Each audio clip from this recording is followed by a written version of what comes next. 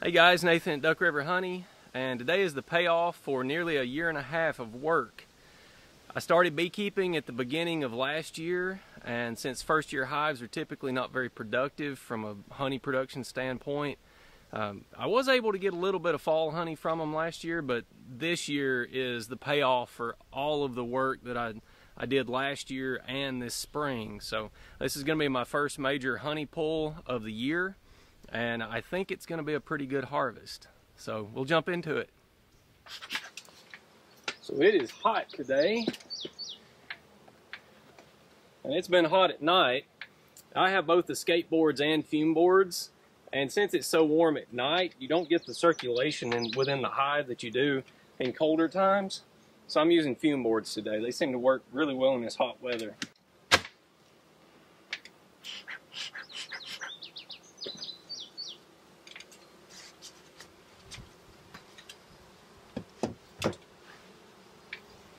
I expect the bees to be pretty grumpy today, and they are so far.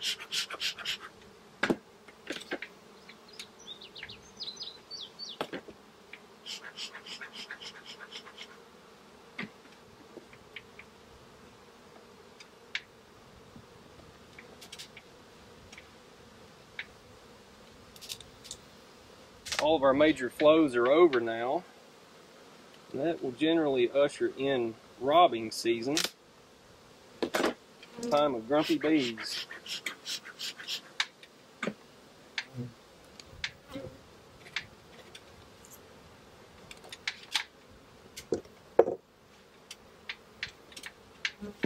Alright, I've got a couple different bee repellents. I've got Fisher's Bee Quick, I've also got Honey Robber, and since I'm in the shade, I'm just going to go ahead and go straight to the Honey Robber.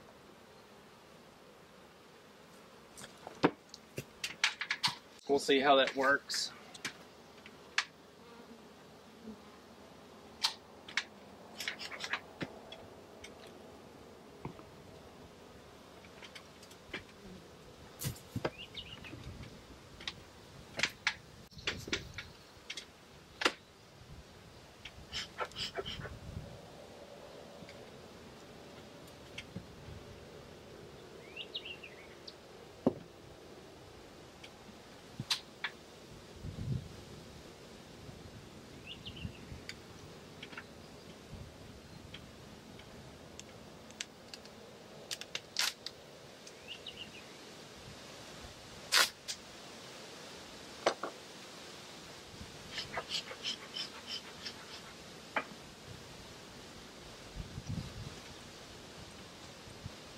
Got some small hive beetles here. It's becoming that time of year.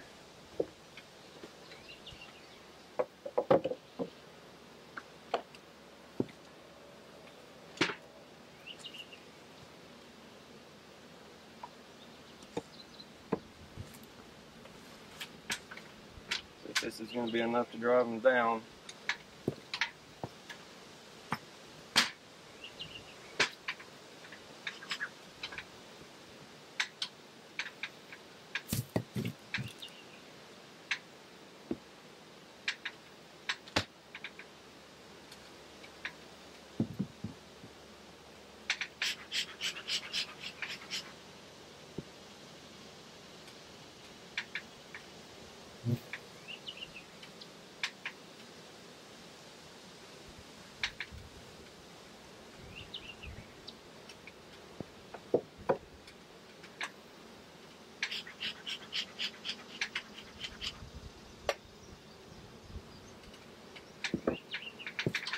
My hope is to take everything on all these hives above the third medium.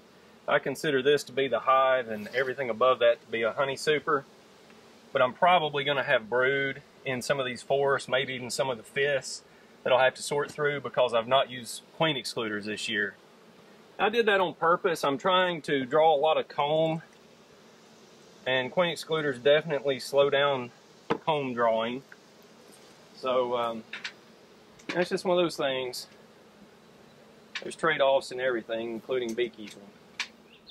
Let's check on progress. Seem to be clearing out of here pretty well.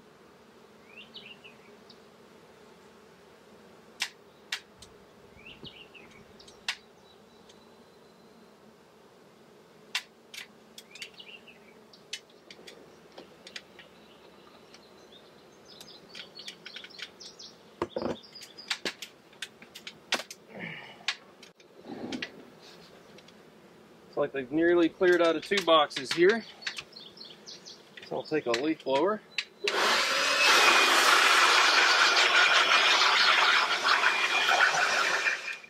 Blow the stragglers out.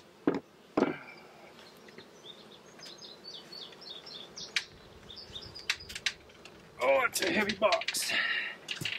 Whew.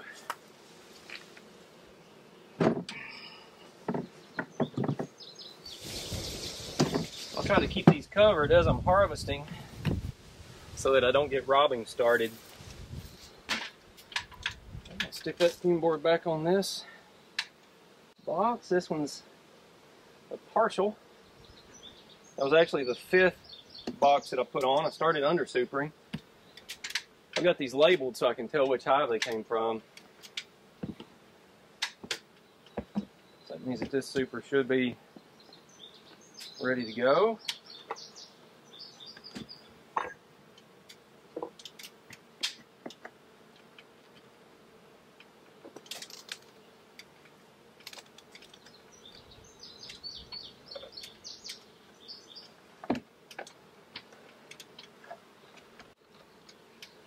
It is. Looks like I've got a box of foundation under it that I've never worked on.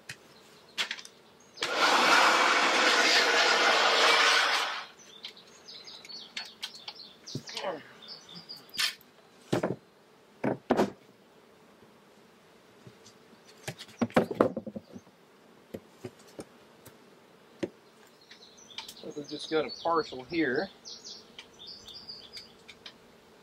pull one of these frames and see what it looks like.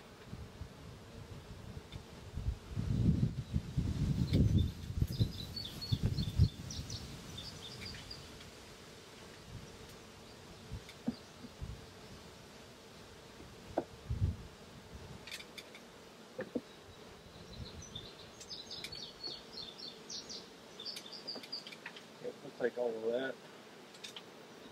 Deal with it at the honey house.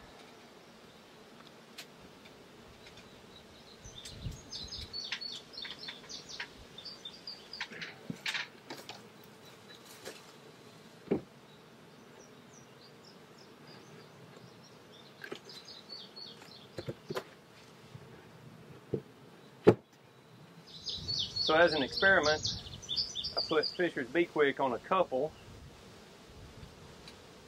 You can see how they cleared compared to the ones that cleared with Honey Robber. Honey Robber's much more astringent. I'm actually going to dose them with Honey Robber. Being in the shade, the Bee Quick, which Bee Quick smells a lot better, but I don't think it works quite as well. Take a look at this one, which is also Bee Quick. Still a lot of bees up here.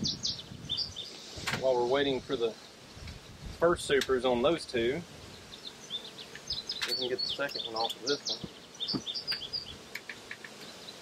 Looks like I've got 1, 2, 3, 4, 5, maybe 6 frames here that have been drawn. They've worked on all of them. One's in the center.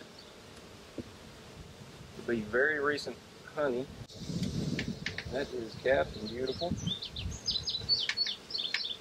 Passes the shake test. This is all going in a shipping container honey house that I'm putting together.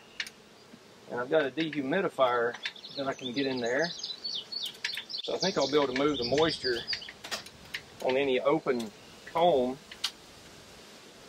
quite a bit in order to draw it down. So since I think I can move the moisture, I'm trying to just take boxes and not worry about individual frames. I can sort through frames during the harvest process. If any are still wet, just put them back on the hive.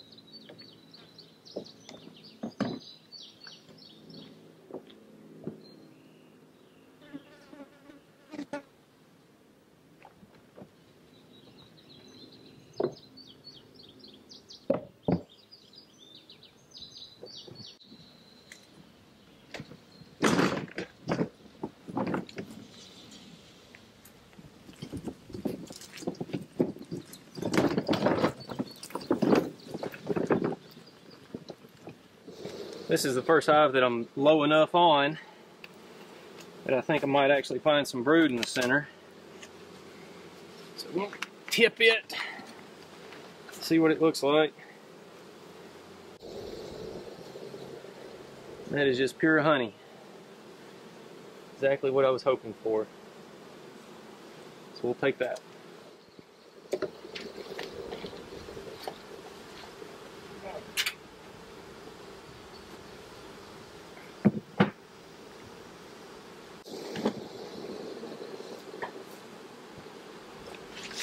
It's probably not a fair trade from the bees' perspective. I'm going to give them a box of foundation with a feeder in it, and I'll probably give them a little bit of feed in a day or two. See if I can get them to draw any foundation during the dearth. This will also give them space, because right now I've got a lot of bees and not a ton of space. I don't want them to get too crowded.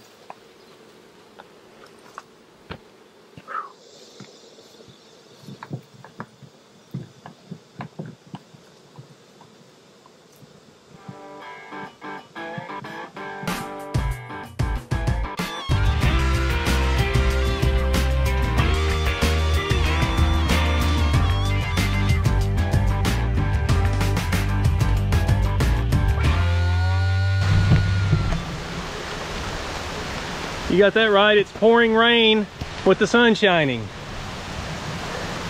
Clear blue sky.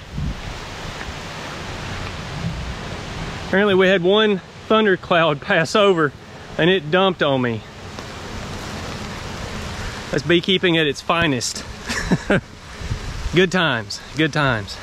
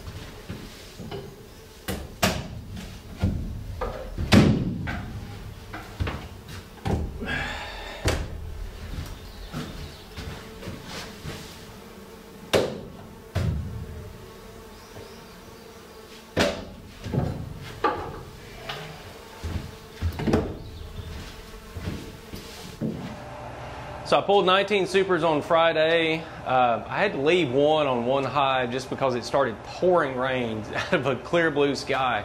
I had camera gear out and stuff, so I was scrambling like a madman to get everything put up.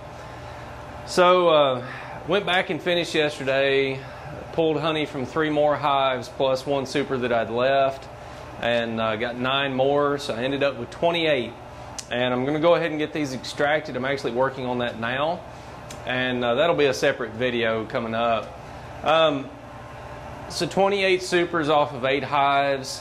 I was trying to draw a lot of comb this year, so a lot of these are partials where I've checkerboarded in empty foundations and tried to get them to draw those. Some of these boxes just have 2 full frames in them, and I was trying to bait the bees to go up and move up into them. Some of them they did, some of them they didn't. Some they ran out of flow. It was pretty obvious, they got 6 frames full and then quit. But overall, I think it's going to be a pretty good harvest. I had said at the first of the year that I wanted to make the state average, which is 50 pounds per hive here in Tennessee. I think I'm going to beat that based on the strength of the flow this year. I did have a lot of swarms. Hopefully next year that will abate a bit, just because I'll have some drawn comb. You can see that I'm here in the honey house. I don't know what to call this thing. It's a shipping container that I spray foamed and have turned into a honey house. I think it's more like a honey bunker. If you guys know a good name for it, leave it in the comments below. The good thing about this is it's really sealed. It gets hot. And I've got a portable air conditioner in here and a dehumidifier, a big dehumidifier. It'll do a lot more square footage than what's in here. So I've had this honey in here since Friday and then some yesterday. I've pulled a lot of water out of this building in the last couple of days. So even the nectar that was in these frames, you cannot shake it out. I've got a refractometer. I'm reading about 16% on most of this. On some of the dried stuff, it's even less than that. I'd seen on Bob Benny talk about that. He's got a hot room, a drying room that he puts honey in, and he likes to pull when he's about 30% uncapped, because he can actually pull that uncapped honey down to 13% and then mix it with the capped honey, which is going to run at 17, 18%. So in these humid areas, I think that's a pretty good way to go. And being able to seal this building up and as tight as it is, especially spray foamed, you know, I've been running 30% humidity in here and keeping the temperature in the mid to high 80s Fahrenheit. So I think it's done a really good job at drying this honey down.